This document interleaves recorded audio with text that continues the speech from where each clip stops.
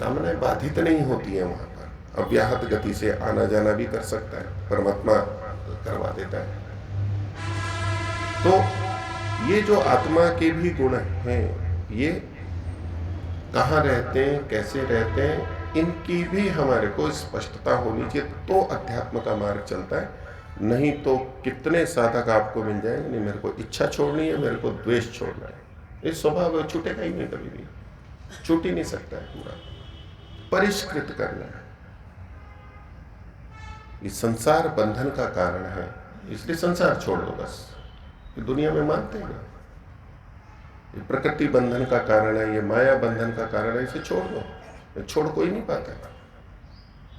तो वैदिक दृष्टि या वैदिक दर्शन इनको साथ में लेके चलते हैं। इसीलिए पीछे भी जो कि भाई पदार्थों को जानना है, द्रव्यों को जानना है, तो उसमें जड़ पदार्थ भी हैं, उनको भी जानना है, ठीक से जानना है। तो ये जो सारी चीजें होती हैं और इनका जब हम विश्लेषण करते हैं कि मेरे में जो इच्छा हो रही है, मेरे में जो अनिच्छा हो रही है, वो धर्मपूर्वक है या अधर्मपूर्वक है, एक तो ये देखा जाता है।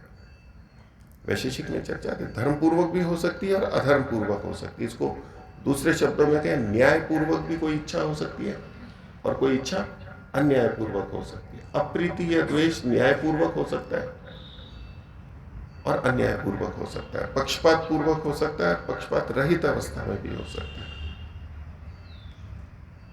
बस यही तो धर्म का लक्षण है, महर्षि के द्वारा दिया गया है। तो पक्षपात रहित आचरण है, न्यायपूर्वक आचरण है, वही तो धर्म है।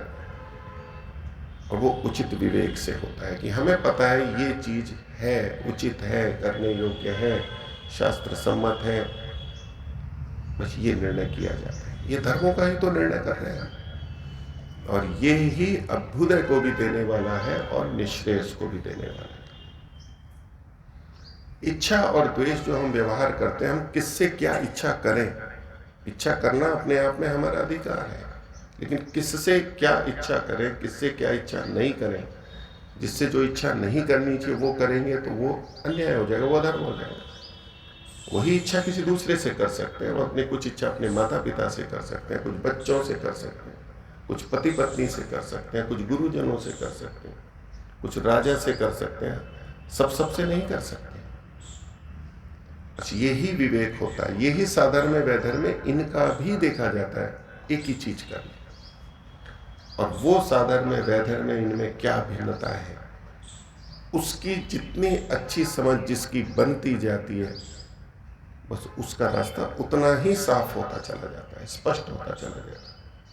वही देखने की बात। यूं तो यही चीजें हैं हमेशा, आत्मा के गुण धर्म क्या है, वही है जो हम बाल्यकाल से पढ़ लेते हैं गुरुकुल में या तो सत्संग में प्रारंभ में ही सुन लेते हैं। उन गुणों को जान करके जब हम अपना जीवन जीते, वहां अपने ये सब गुणों पे विवेचना चलती है कि ये इच्छा कैसी कर रहा हूँ, ये इच्छा कैसी कर रहा हूँ, ये उचित है, ये अनुचित है, ये धर्मपूर्वक है, ये अधर्मपूर्वक है, ये वेदानुकूल है, ये ईश्वर सम्मत है, ये मुक्ति को देने वाली है, ये बंधन को देने वाली है। यही तो हमें समझ देखनी होगी।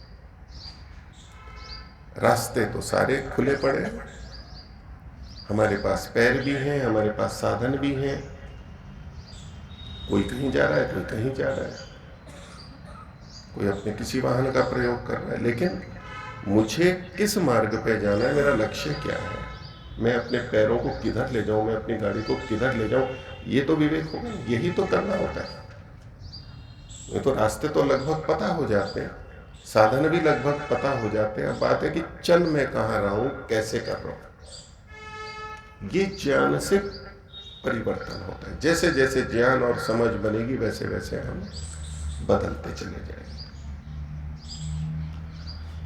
तो ये गुण होते हैं, ये हमारे लिए मुक्तिदायक भी होते हैं और मुक्ति के बाधक भी होते हैं। अविद्या युक्त होंगे तो बाधक होंगे और विद्या युक्त होंगे तो सहायक होंगे। इसलिए हमारे यहाँ पर सब जगह सब दर्शनों में बंधन का जो कारण माना गया है वो अविद्या को ही माना गया है, और मुक्ति का उपाय जो माना गया है वो ज्ञान को माना गया है, कर्म को नहीं माना गया, उपासना को नहीं माना गया। ज्ञान कर्म उपासना तीनों चीजें होती हैं, सहायक सब है, लेकिन मूल चीज इसमें विद्या और अविद्या या ज्ञान और अज्ञान ही है। कर्म को परिष्कृत करना, उपासना को परिष्कृत करना। नहीं तो उपासना तो बहुत लोग करते हैं, भगवान का नाम तो बहुत लोग लेते हैं, प्रार्थनाएं तो बहुत लोग करते हैं, परमात्मा की स्तुतियां तो बहुत लोग करते हैं, लेकिन वो विद्या युक्त है या अविद्या युक्त है? परमात्मा से कोई चीज हम मांग रहे हैं तो वो वास्तव में परमात्मा देता है या नहीं देता है, इसी का ही तो परिष्कार करना है। इसी से तो ऋषित्व आता है, यही तो दर्शन है कि वास्तव में क्या करना चाहिए या क्या नहीं करना चाहिए। परमात्मा से हर चीज नहीं मांगी जा सकती, यद्यपि वो सब देने वाला है।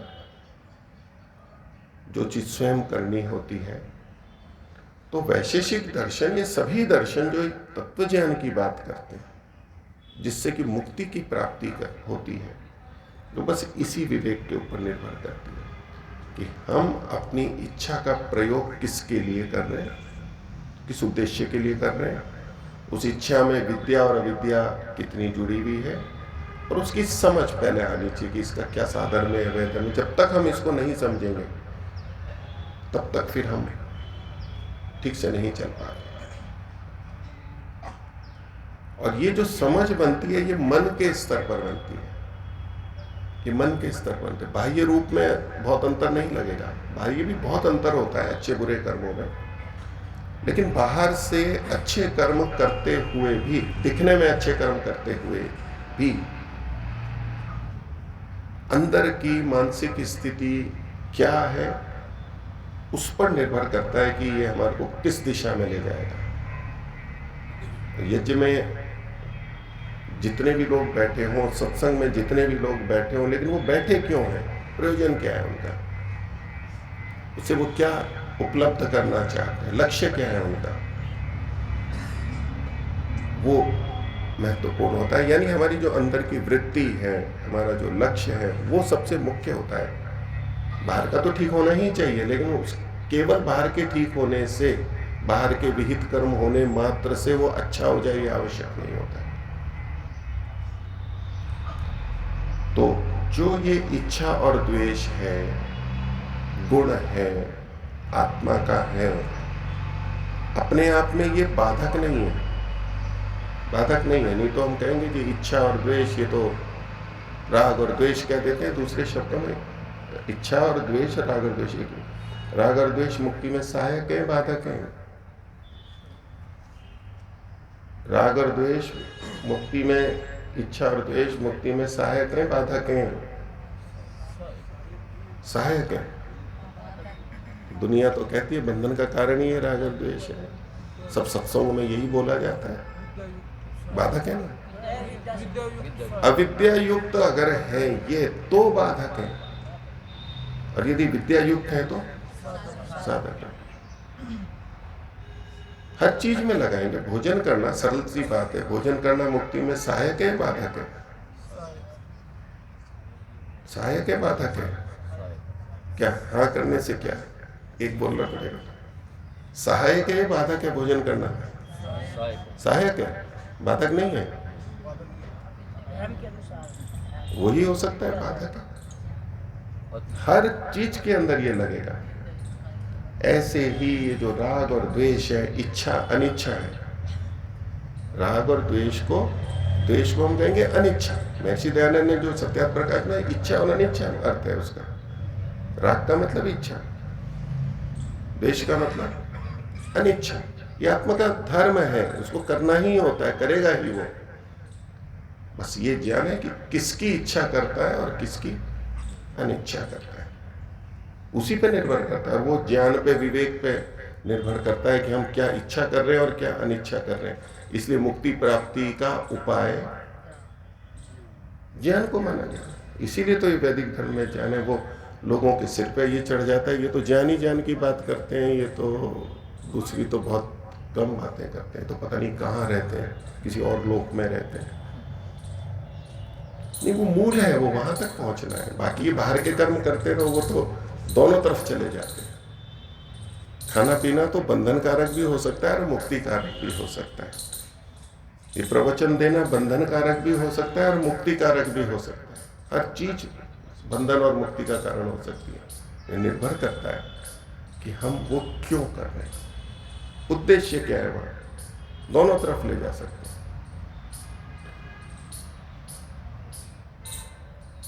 किन्हीं को कुछ पूछना हो तो पूछिए।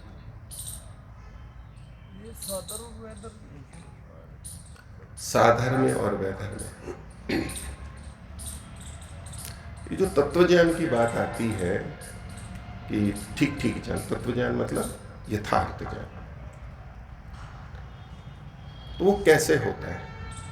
तो वो साधर्म्य का मतलब होता है समान धर्मता, एक जैसा होना। धर्म का मतलब गुण कर्म उसके, और वो समान होते हैं तो उसको कहते हैं साधर्म्य। और जब विपरीत होते हैं यानी भिन्न होते हैं उसको वैधर्म्य कहते हैं। तो जो हमें ठीक ज्ञान होता है वो साधर्म्य और वैधर्म्य से होता है। ये बड़ी विशेष बात है। अब जैसे कि मैं इच्छा और द्वेष की बात कर रहा था अभी, तो कौन सी इच्छा और द्वेष मुक्ति को देने वाले हैं और कौन सी इच्छा और द्वेष बंधन के कारण है? भिन्नता हो सकती है दोनों में। तो ये हमें वहां पर समझ रखनी होती है कि ये कैसा है, उचित है या अनुचित है। बस उसी से तत्व ज्ञान होता है और उसी से मुक्ति की प्राप्ति होती है जी। समवाय, तो ये जो 6 पदार्थ हैं, इसको समवाय एक संबंध का नाम है।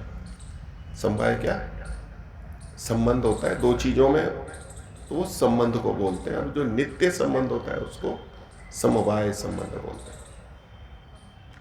वो विषय भी मैंने लिया नहीं है, लेकिन इसमें जब हम द्रव्य गुण कर्म सामान्य विशेष और समवाय, ये जो 6 पदार्थ करते हैं, तो उसमें वो जो समवाय है वो उनका पूछना है कि समवाय, नित्य संबंध को समवाय बोलते हैं।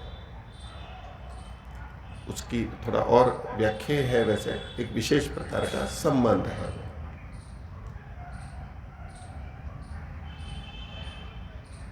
और कोई किसी को कुछ पूछना है? पूछिए। कर्म क्षणिक बताया था कल आपने, कर्म क्षणिक बताया था। हाँ, तो जब तक फल उसका भोगा नहीं जाएगा तब तक वो रहेगा, तो साथ ही ना हो। हाँ, लेकिन जो क्षणिक है वो साथ में कैसे रहेगा? तो उसके लिए ये किया जाता है, कर्म का मतलब क्रिया, द्रव्य गुण कर्म, वो तो क्षण स्थायी ही है, लेकिन उस कर्म का संस्कार पड़ता है। फिर इसको हम दूसरे शब्दों में कहें धर्माधर्म संस्कार, यानी पाप पुण्य का संस्कार, कर्माशय। ये जो क्रिया रूप कर्म है ये तो समाप्त हो जाएगा, ये तो टिकेगा ही नहीं। लेकिन उस कर्म का जो मोटी भाषा में कहूँ जो लेखा जोखा है, कर्माशय है, भाग्य है, वो हमारा बन जाता है। और उसके फिर ईश्वर की व्यवस्था से अन्य व्यवस्था से उसके अनुसार फिर होता है। क्रिया तो वहीं समाप्त हो जाती है, वो तो क्षणिक है। हो गया है, स्पष्ट हो गया है। हाँ। और किन्हीं को कुछ पूछना है? तो समय हो गया है। आपको कुछ पूछना है? नहीं है? आपसे तो पूछना चाहिए। आप नहीं पूछेंगे, आपसे तो पूछना चाहिए। ये किसी अन्य लोक में रहते हैं, ये इस प्रसन्नता में रहते हैं कि ये आप सबका पुण्य कर रहे हैं, आयोजन किया, उस भाव में रहते हैं, उसी में गदगद रहते हैं। एक होते हैं परोपकारी जीव, तो ये परोपकारी जीव, और जो अपनी भी सोचता है वो स्वार्थी होता है। स्वार्थी होता है, अपनी जो सोचता है ना, जो स्वार्थी होता है, और स्वार्थी होता है वो अधार्मिक होता है। तो धर्म कमाने के लिए यहां पर आए हैं, लेकिन परोपकार में भी अपना स्वार्थ होता है। वो परोपकार किया जाता है जो कि हमारे लिए भी हितकारी होता है। और आत्मा की प्रवृत्ति अपने लिए ही होती है। आत्मनस्तु कामाय सर्वम इदम प्रियम भवति, उपनिषद का वचन है। अपने लिए ही सब प्रिय होता है, पति पति के लिए प्रिय नहीं होता। ये जो सत्संग वाले आए ना, जिनका आयोजन आपने या औरों ने किया हुआ है, ये इनके लिए प्रिय नहीं है, ये भी अपने लिए प्रिय है, क्योंकि इनकी व्यवस्था करके पुण्य ले रहे हैं ना आप।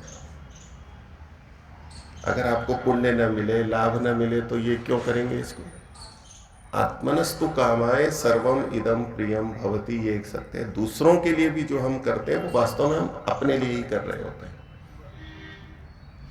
अपने लिए ही कर रहे होते हैं। तो अपने को कभी नहीं छोड़ा जाता, स्वार्थ कभी भी नहीं छोड़ा जाता है। अपने को जरूर करना है। दूसरों का उपकार करने में हम अपने को छोड़ देंगे तो गए काम से। ये वैदिक में अपने को छोड़ करके परोपकार नहीं होता है, अपने लिए ही होता है, अपने लिए ही सब कुछ होता है। आत्मनस्तु कामाय सर्वमिदं प्रियम भवति, ये परोपकारी का लक्षण नहीं है कि अपने को छोड़ करके, वो वैदिक दृष्टि नहीं है। क्योंकि एक मन में बात रहती, मैं थोड़ा ज्यादा समय ले रहा हूं, मन में एक बात रहती, यदि अपने लिए सोच लिया तो स्वार्थ बीच में आ जाए। हम तो परोपकारी जीव हैं, परोपकार करने के लिए कर रहे हैं। अपने लिए अगर सोच लिया तो स्वार्थ बीच में आ गया, मलिनता आ गई, तो फिर तो इसलिए अपनी बिल्कुल चिंता छोड़ के पूरी तरह परोपकार में लगे। वैदिक दृष्टि है कि यदि अपने को छोड़ के परोपकार करने में लगेंगे ना, तो पहली बात तो ऐसा हो ही नहीं सकता है। लेकिन अपने को केंद्रित करने के लिए ही परोपकार किस लिए करते हैं? अपने लिए ही करते हैं वास्तव में। ये तो उपनिषद के वचन और ये सारी की सारी हैं। इसलिए ये परोपकार का लक्षण नहीं है कि मैं तो दूसरों के लिए कर रहे हैं, अपने लिए तो कुछ सोचना ही नहीं है। तो मैं विषय को यहीं समाप्त करता हूँ। ओम शांति। नमस्ते।